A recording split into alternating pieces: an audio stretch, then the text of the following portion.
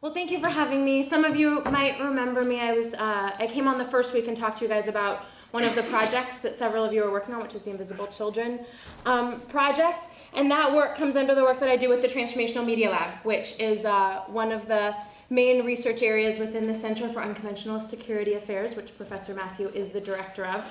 But today I'm going to talk more broadly about the psychology of sustainability. And what that might mean, how that might apply and relate to some of the other concepts that you've been learning. All right, so you guys probably by now have the big picture, right? Life support resources on this planet are decreasing while consumption of them are rising. We're seeing this is probably going to at some point meet in the middle, and at that point is when we will officially have a problem, or beforehand if people start worrying about it and competing for the limited resources we have left. We know that there's increasing consumption both in the number of people as well as the amount of energy that we're using. And a lot of popular options that have probably been discussed in this course include alternative fuel sources, economic approaches, and technological approaches. But what about people? People actually are using resources in the world. They're not using themselves. We are having children. We are driving cars. We are buying and using sometimes bigger and bigger things. So people are a big part of the equation. People are impacting the environment. The things we do have an impact on the issues that you guys are talking about in this class. This is obvious, right? To all of you. People are also being impacted by the environment. And Professor Matthew does a lot of really important work on this, on how people in especially third world countries are being impacted by our behavior in the environment. And people, importantly, have choices to make. There are things that we can do every day in our daily lives, as well as collectively in groups, communities, and societies to do something about this, to make a difference. We have choices to make. So people can do something about it. There are things that we can do in our daily life. There are purchasing decisions we can make. We can come together and lobby. We can form coalitions. We can elect people that will pass legislation. We can run for office ourselves and pass legislation that makes different choices about how we use resources.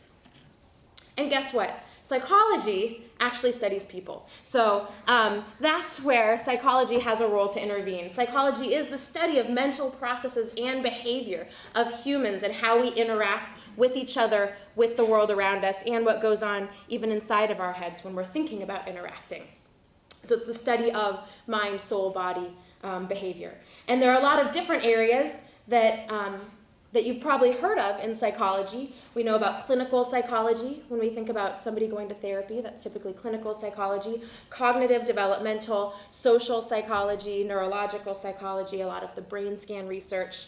So we know that it's actually not just people going into therapy, but psychology is all of this. Psychology involves all of the things that we study about who we are, how we think, how we process and interact with our environments.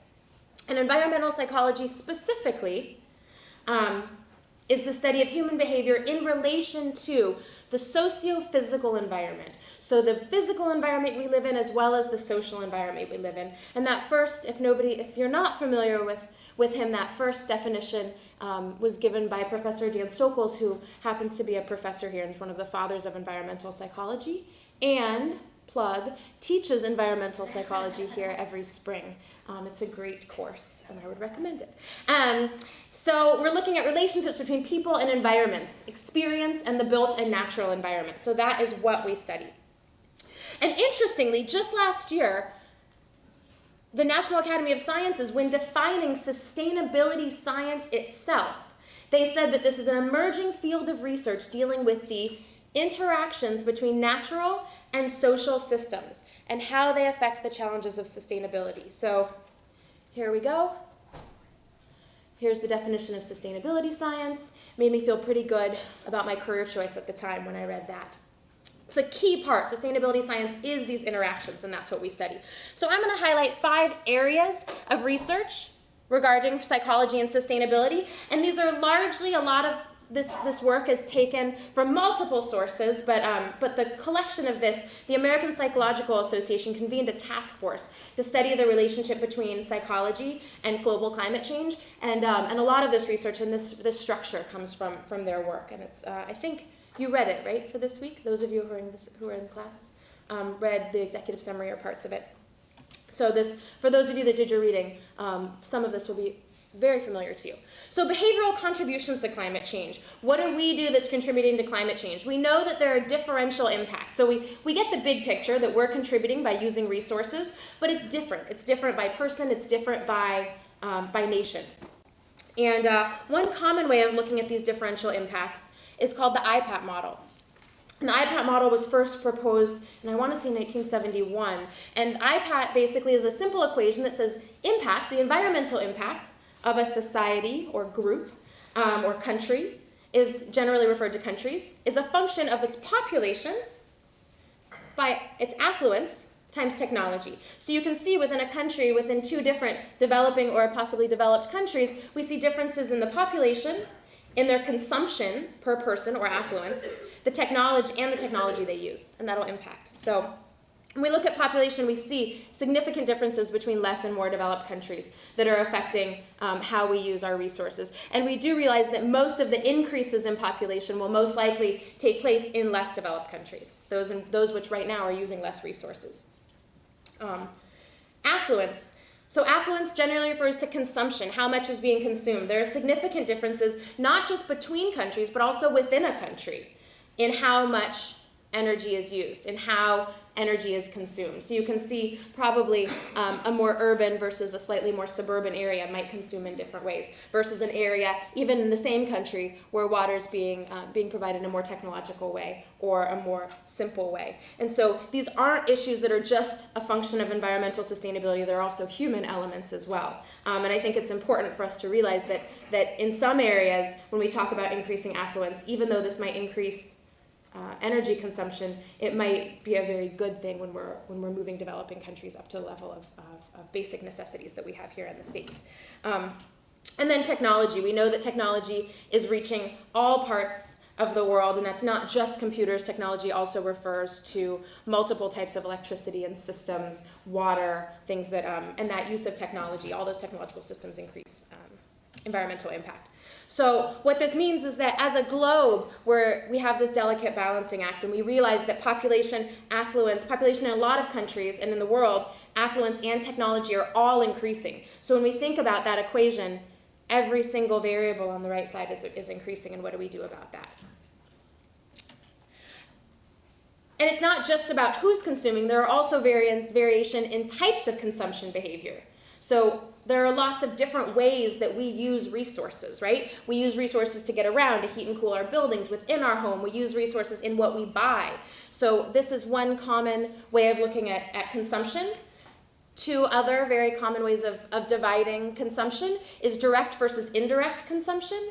And this is actually really interesting. A study recently came out that compared people's understandings of energy consumption in America versus a Western European country, I believe it was Germany. And they found that in America, we tend to associate our consumption of resources with direct energy use, driving, heating our homes, using electricity, turning on the television. And we tend to think a little bit less about indirect consumption, the energy used in the things that we buy. This has energy in it. This has energy in it, buying things. There's energy embedded and natural resource use embedded in everything that we use. And that's something that in our culture, some research shows we tend to not think about quite as much. And actually some of our largest energy use comes from this indirect. The food that we put in our mouth is one of the largest things that we can do to significantly reduce the amount of energy we use. This is not a don't eat meat talk. It's just a think about it, that's all.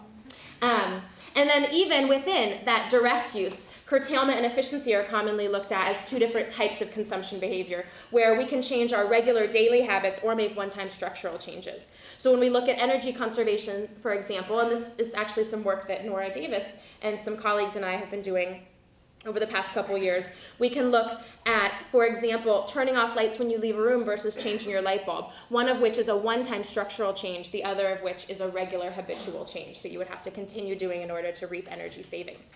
And so one thing that we did just briefly is we looked at some different behaviors and we asked people which of these they engage in, and we found that these different types of behaviors have very different predictors.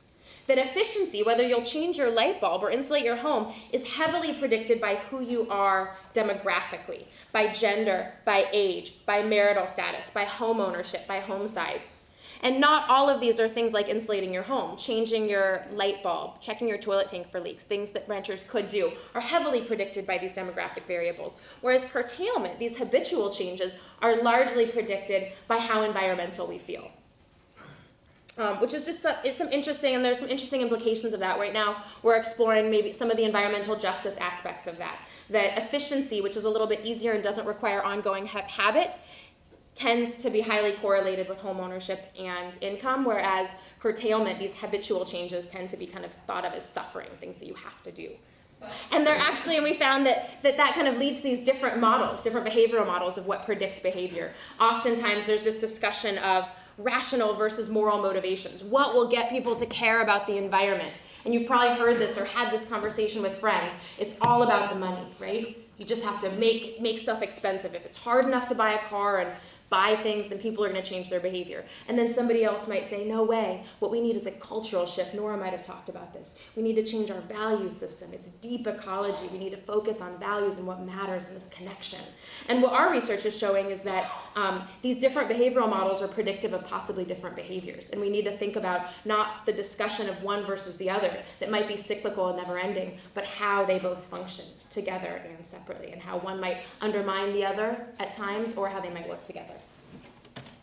So we talked about how we contribute. What about how people understand climate change? And there's some really interesting stuff that psychology looks at on how people understand climate change. And there's this idea of the risk thermostat, and this is kind of an evolutionary psychology theory that says that what we respond best to might not be triggered by climate change. So we respond best, and this goes back to basic fight or flight responses, that we respond best, our kind of natural response mechanisms in our body respond best to things that are simple, that have historical precedent, that are visible, that have immediate consequences, that are caused by an other, something, and have direct impacts. So for example, a bear attacking you, or somebody throwing a football directly at your face, right? It's a simple causality. I understand that person threw a football, it's headed to my face. I know what a football looks like. I have a feeling, I know that it's pointy. I have a feeling that it's going to hurt when it hits my face. It's visible. I see it coming to me. The consequences are immediate if it hits me in the face, right?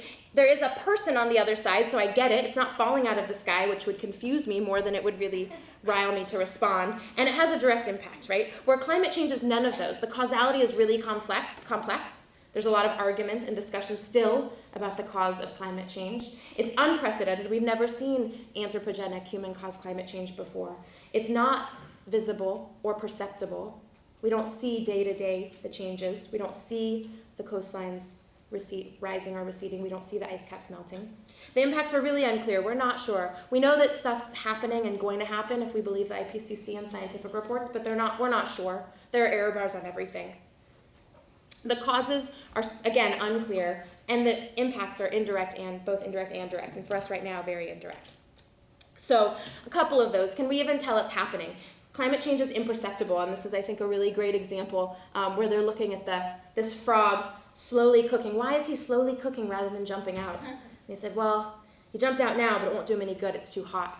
And people talk about how when you put, I guess, I've never done this, but if you cook a lobster, if you put it in hot water, it'll scream. If you put it in cold water and just turn it up, the water heats slowly and it doesn't scream. That's kind of what this is referring to, and that might be happening to us as well. We don't notice imperceptible change. If there have been studies, if the temperature in this room went up from 50 to 80, immediately we'd notice when you go from inside to outside. But if we increase the temperature slowly over a period of a few hours, you wouldn't notice it changing. You would just all of a sudden feel kind of sweaty. And is it going to ruin my day? We're very attuned to temporal distance, something that's going to affect me right now. Have you ever wondered, any of you who have tried to study or not eat that cookie, that it's so easy to favor the immediate benefit rather than the further off benefit? So is climate change going to ruin my day? Probably not. It's not going to ruin my afternoon. We're not thinking about this. We're thinking about this when we think about weather and climate. And it doesn't tend to affect us that immediately. And again, does it have a face? This image on what would this be? your left, is much scarier for most of you probably. It elicits a much stronger physiological response in people than the one on the right, even though the one on the right is a much greater risk to us, most likely. And a lot of this is based on what's now considered a dual process model. And this dual process model says, if you've heard about these two different parts of your brain, that we kind of have an affective and a cognitive domain, a head and a heart in our brain. We have kind of a part of our brain that responds, and a lot of neurological studies and EEG studies show that certain things elicit our values, emotions, attitudes. And so there's this affective domain in our brain that responds to certain cues, and the cognitive is where we tend to think and process. Where one is fast and automatic, intuitive, emotional, we learn from experience, from stories, where the cognitive tends to be slow, learned, developed. So when we look at graphs, we tend to be using our cognitive as opposed to our affective. So this might be a cognitive appraisal, and some of you have probably seen this Keeling curve. And this is pretty scary when you look at carbon concentration and how much it's gone up. And if you look at this, it might concern you if you think about it. But if while you're looking at it and thinking about it, a mouse sneaks up, that might affectively freak you out a whole lot more than that Keeling curve did, because we respond to it in a very different way, in that very affective, that automatic way, where this Keeling curve, which might be, again, scarier, might not elicit that. So I was told to put iClicker questions in for you. This is our first question, which is, are you worried about how global environmental change might affect you during your lifetime? Based on what you now know about how illogical we are. So this class is really concerned, and a few of you are not sure. The average American, it varies significantly, and actually some really interesting research that Nora and I and a few students in this class just saw at a conference suggested that the weather, the day, when they go and do these polls, you hear on the news about polls, the weather, the day that they ask the question, significantly impacts people's response to this question, how concerned they are about climate change. So if it's unusually warm, because we think of climate change as global warming, when it's unseasonably warm, people are more concerned about climate change than when it's cold outside. So this really affects us without even realizing it. Some work that we're doing, just to highlight a couple of students in the class, and some of you are contributing to this, some work that we're doing is kind of highlighting, we're looking at this dual process model and how we can leverage documentary film, narrative strategies. So pamphlets tend to engage that cognitive side of us, whereas stories or film might engage that more affective or emotional side, but it might not lead to action in the way that that information might. So we're looking at how documentaries might be able to leverage that both sides, the affective and cognitive domain. So we're looking at how they draw viewers in, energize, get people from awareness to action, and we're developing a series of suggestions for filmmakers and working with Invisible Children and some other production companies on looking at the impacts and also how we can leverage these tools and how films are made as well as how they're marketed through their campaigns. So looking at psychosocial impacts of climate change, how are we affected? How are we impacted by climate change? We know about the physical impacts. You've probably heard about them, those of you in sustainability. There are significant physical impacts that the IPCC has told us about climate change, but with those physical impacts come a series of psychosocial impacts. We have emotional reactions to what's going on. People get scared, people get unconcerned or apathetic, people get numb, people go into denial. What am I going to do about it? Some of you have probably experienced these emotions. It's so big. What does that mean? There are, of course, social and cultural impacts. Heat-related issues, violence, displacement, relocation. We're already seeing significant impacts in parts of the world. Whether or not you believe that climate change had any relationship to issues like Hurricane Katrina or the recent tsunami might impact how strongly you feel like this is happening already. Bless you. There are small island nations that the research shows are almost without a doubt going to be underwater within the next 20 years. And we're talking about cultures with centuries, millennia of history, going back generations and generations. Where are they going to go? And does moving a people, what does that do for their culture? It ensures the physical survival of those humans if they're moved. But what about who they are as people? These are issues we have to deal with, regardless of what happens from here on out. These are issues that we're already going to have to deal with. And there are mental health issues.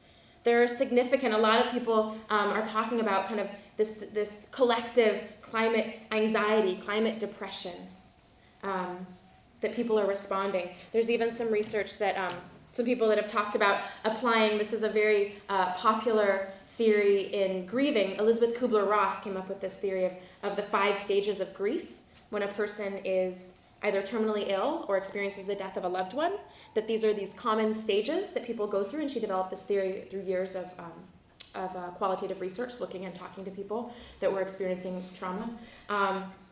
And more recently, some people are saying that we're responding in similar ways, that we go through collectively and individually through these 5 stages of grief.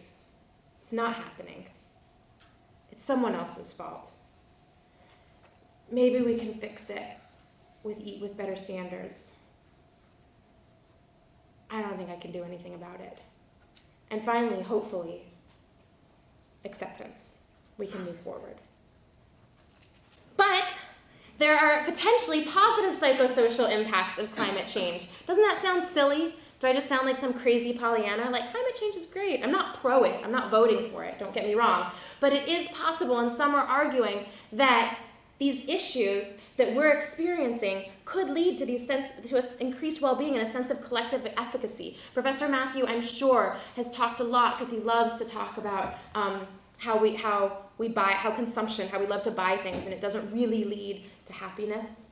And he maybe has encouraged you to watch a little less television, to focus on what makes you happy outside of what you buy and consume. And there's this potential that we might be forced to really fall back on understanding what those things are. And this sense of collective efficacy, there was a study that we were just talking about earlier today with 2 of your TAs, Tamara and Nora, and a few other people,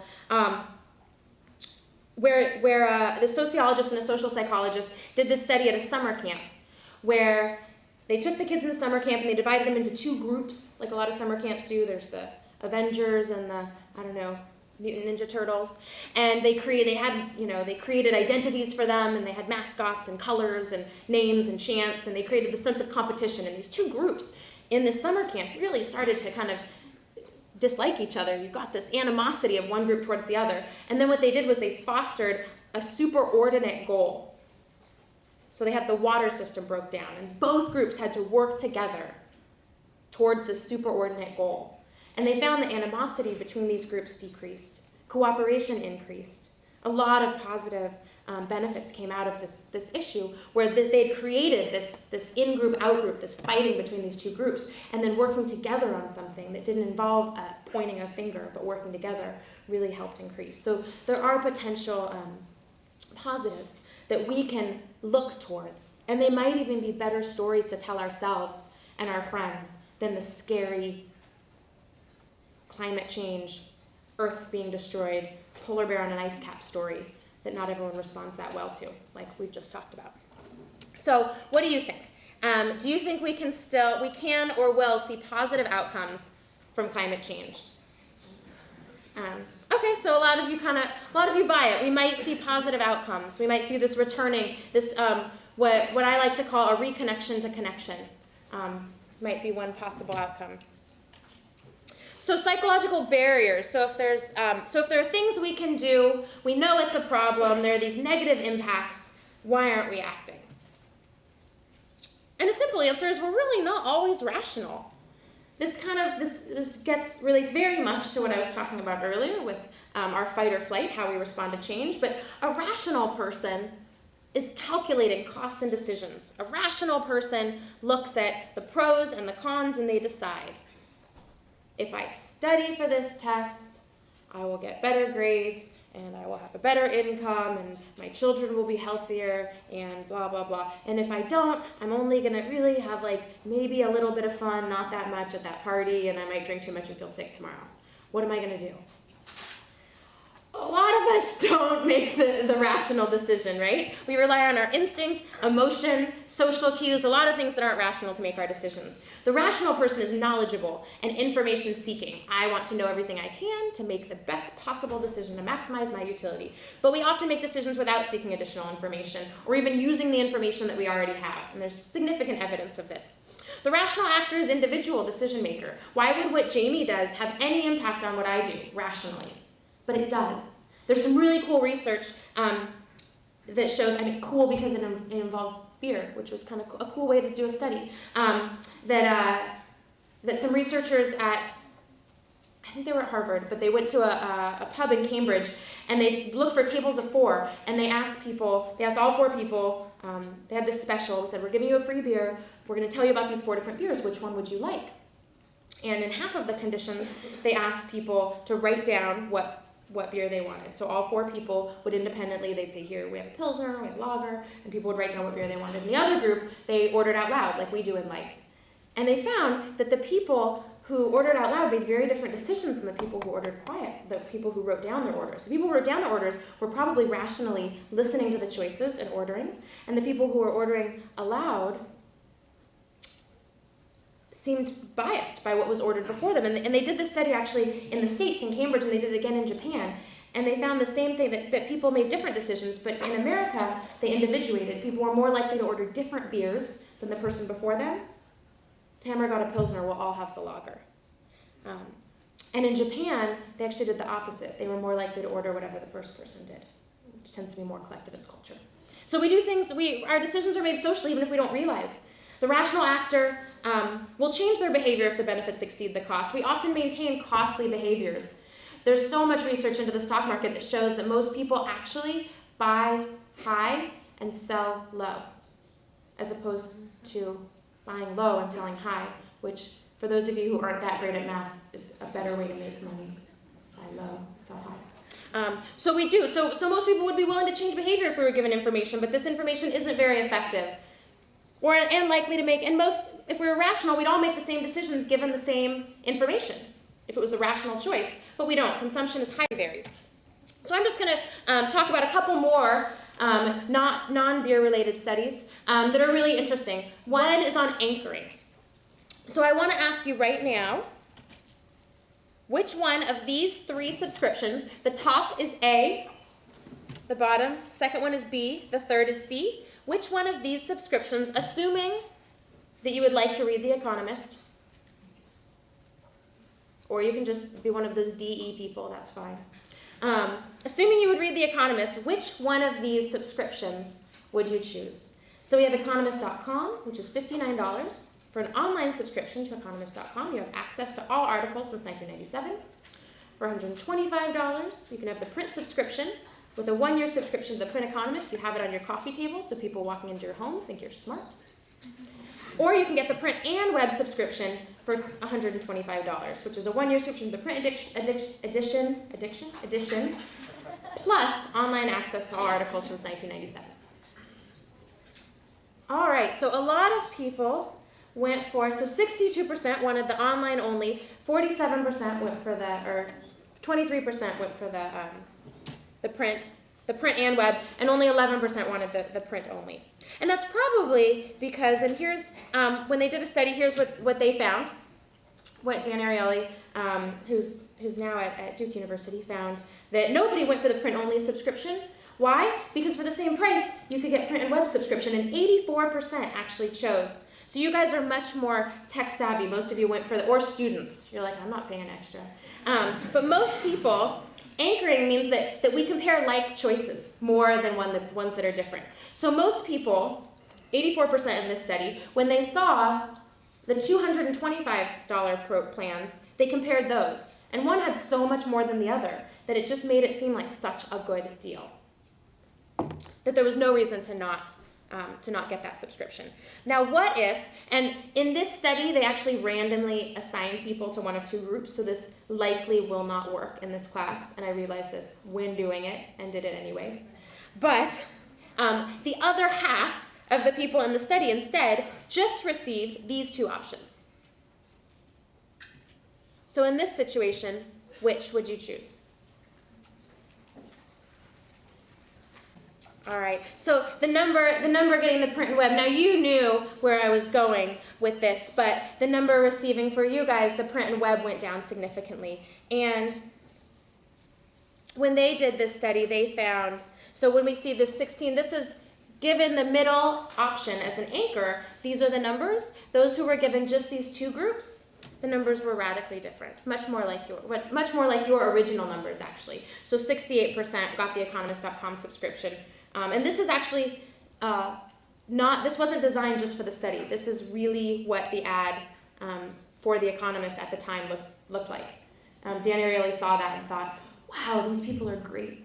These economists are good economists. Like, they're anchoring people to the $125 to drive up. 84% of people, or between the 84 to 32, 50% of subscribers to The Economist are paying twice as much as they would without that middle option.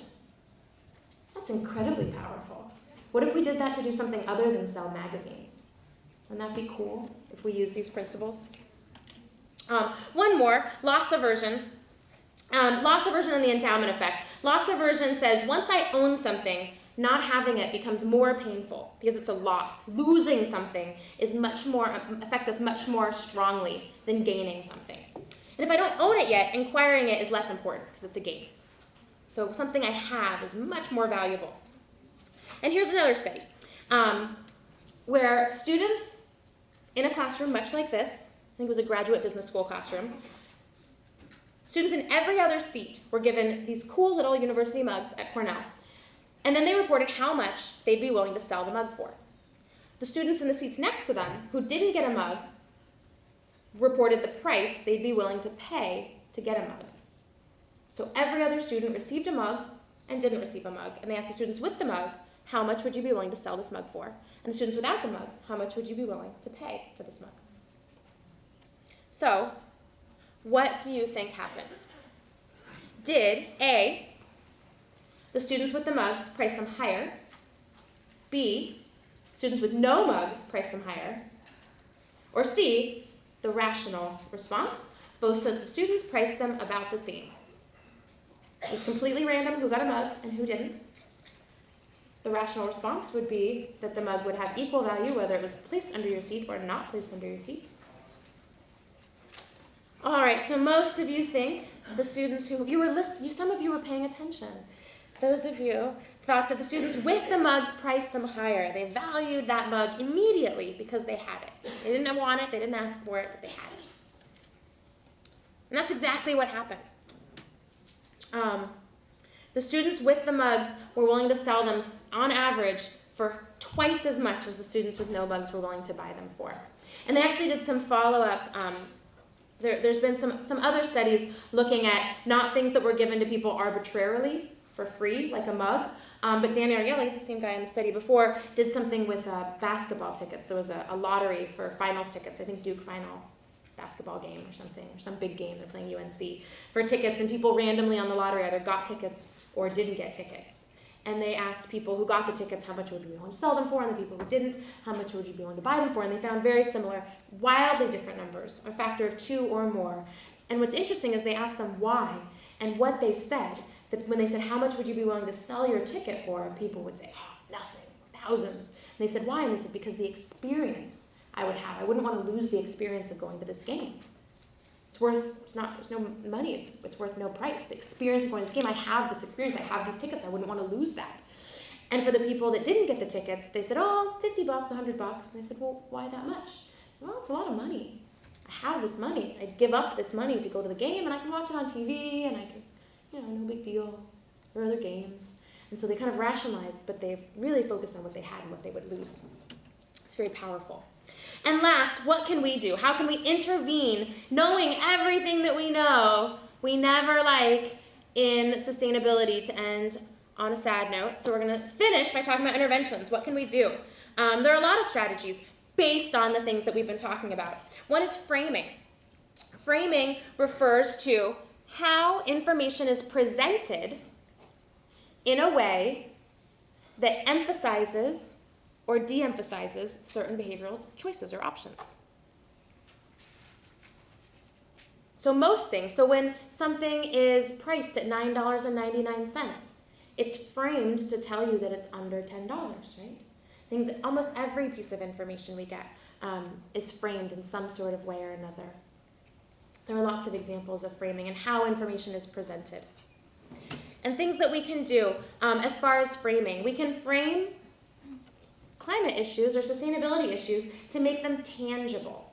We've talked about this psychological distancing for climate issues because they're not happening right now to me, from someone, with a face, in a way that I understand. We can make it tangible. We can use examples. We can use high-impact words. We can use pictures. So we can engage people affectively. We can frame, for example, in terms of losses rather than gains. These are just 4 small examples of how we can frame information in a way that might promote certain decisions. This is done all the time in politics, right? Trickle-down economics.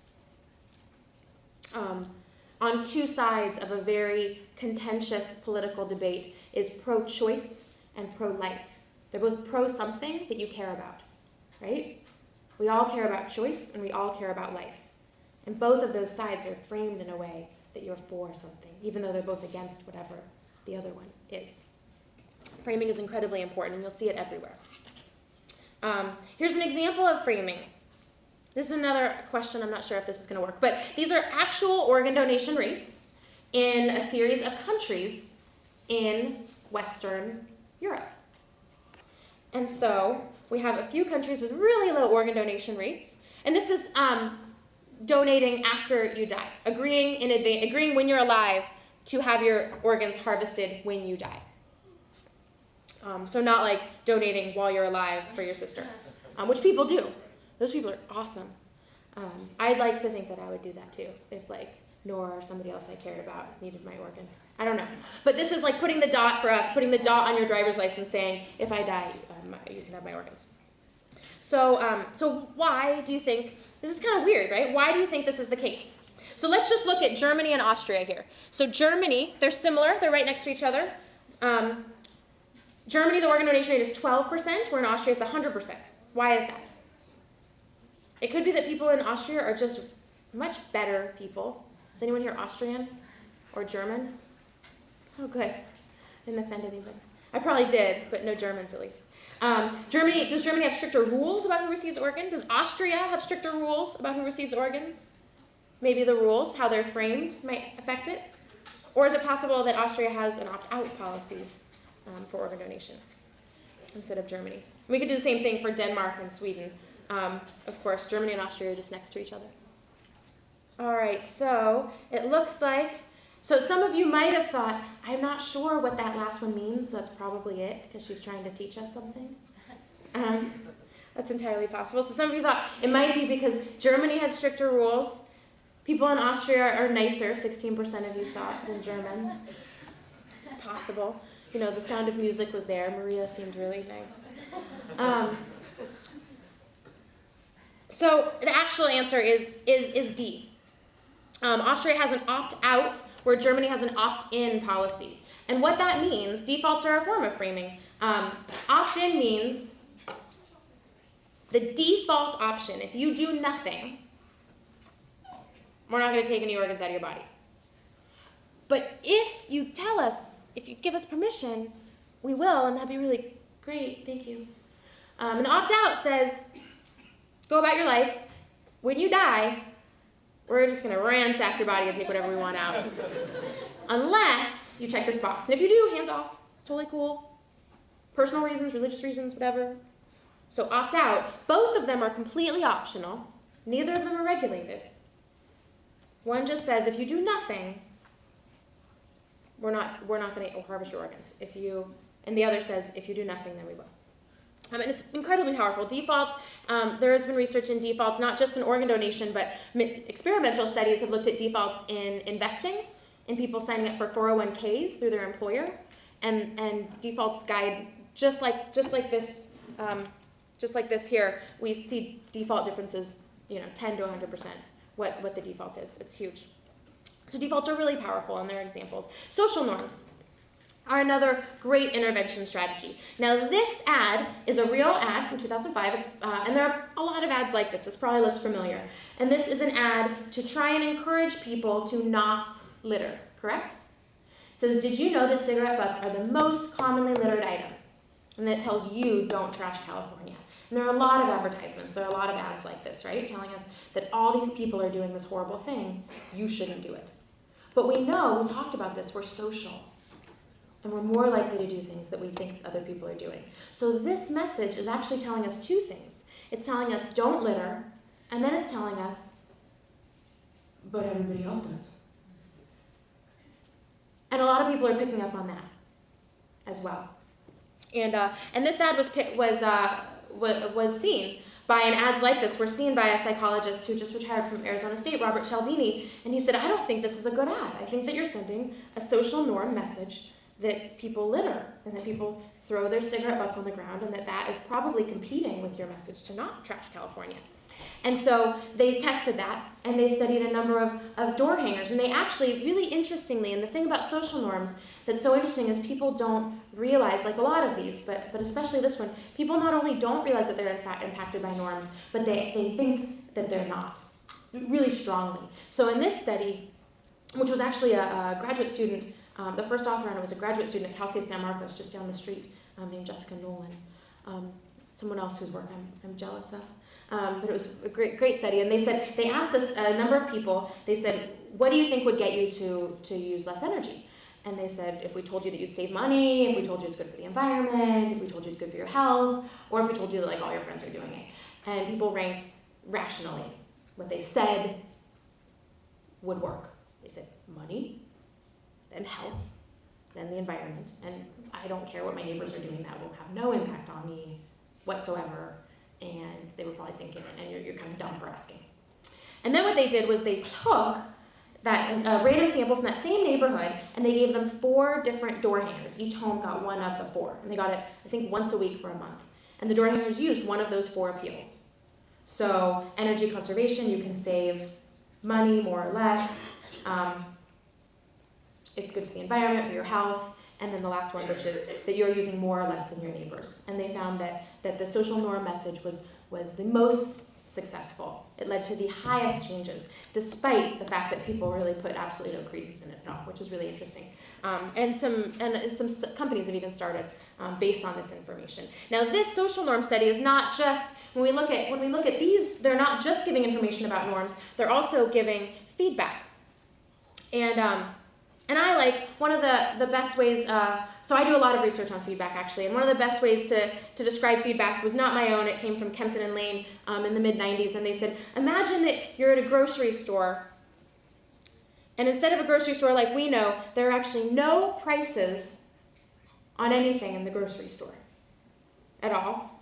And then when you check out, you actually don't get a bill. This sounds pretty good so far, right?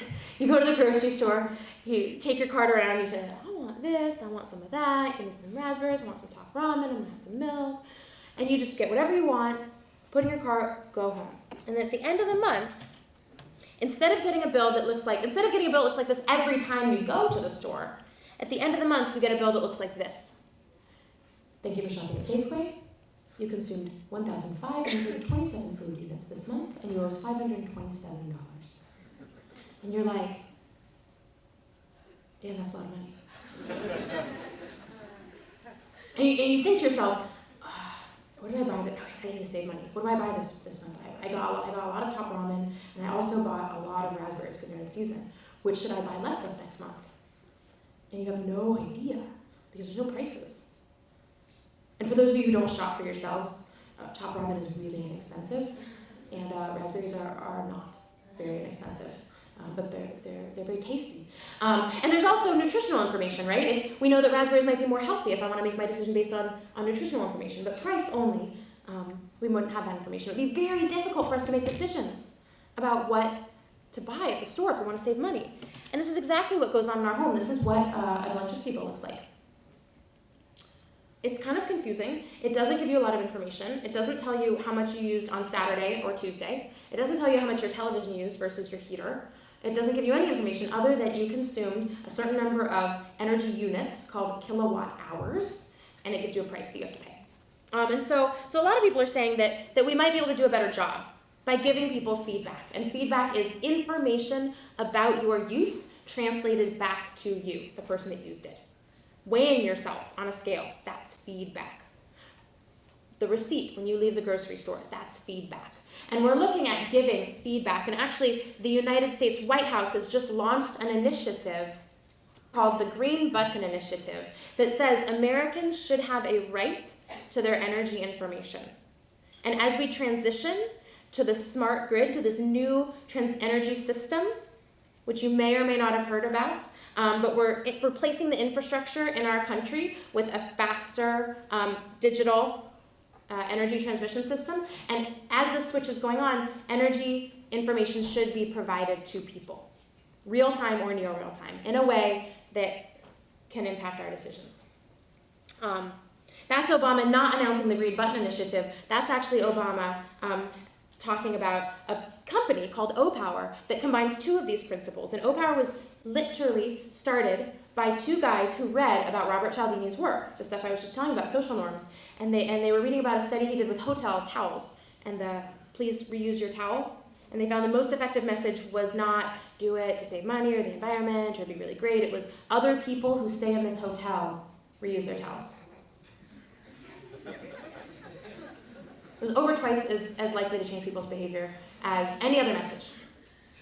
And what's interesting is they found even more effective than that, more people in this hotel, was people who stayed in this room are more likely to change their towels. That was even more powerful, which is kind of weird. So these guys read this paper and they were like, that's a cool idea. We're not scientists. Not all of you in this room are going to become scientists. And that's okay. I accept that. Sometimes I cry about it. But most of the time I accept that. And these two guys are like, we don't want to be scientists. We don't want to be academics. We want to start a business. But we can use these ideas, and we can start a business that will make us money, a lot of it, and change the world, and help people make better decisions. And they founded this company. It was called Positive Energy. It's now O-Power. They have, I want to say, 80 employees. They have offices in 3 cities in the country. I think they're launching in New Zealand this year. They have contracts with dozens of energy utilities, and they're doing really well. And what they're doing is they're giving people feedback. They're giving people socially normative feedback about energy use. That's it. They started by calling themselves Positive Energy because they would tell people how much energy they use, and then they put a smiley face if they were doing good. Good job. So it's Positive Energy. So whatever you do, there are things. You don't have to go into science. You don't have to travel to Africa on UN missions to make a difference. And hopefully you realize that what this class is about is showing you different perspectives. And these are just some of the outcomes from research we've done, what people said when they received feedback. I had no idea how much energy computers used. The standby, so things use energy when they're off. It's a whole nother discussion, just so you know they do though. So unplug things. And I did all these things because I got this information, some of the research some of the findings we had. But I just want to close, I forgot those slides were there, so it ruined my moment, but I'll get back there. So I hope what this class does is it shows you not just how many problems there are, but that there are so many different things, all these different perspectives that you're hearing about are all options and things that you can do. This research is not ours. We're academics, so we don't copyright or patent our work. We want it to be applied. If you hear something and you think you have an idea, start a business. Be awesome. Actually, there were students from this class last year that have started a business, and they're going after venture capital, and Professor Matthew's working with them and mentoring them as we speak. Whatever it is that you're interested in. I had a student that took this class 2 years ago and said, when I started taking this class, I got worried because I always wanted to be a dentist, and then I thought maybe I shouldn't because I could work on climate change, and it was really bad, and I got all depressed. She went through the 5 stages of grief. And she said, but then I realized that I can be a green dentist, and I'll be a really good green dentist, and I'll make sure that my dental practice is very environmentally friendly. And that's great. So I hope you realize that from what we're doing, there are so many opportunities and so many things you can do, and we truly do hold the future of the world in our hands. And the difference between what we do and what we are capable of doing would suffice to solve most of the world's problems. And hopefully you're taking tonight and this whole quarter and your whole experience in this program as an opportunity to see that difference between what you do and what you're capable of doing and move closer towards the latter. Thank you.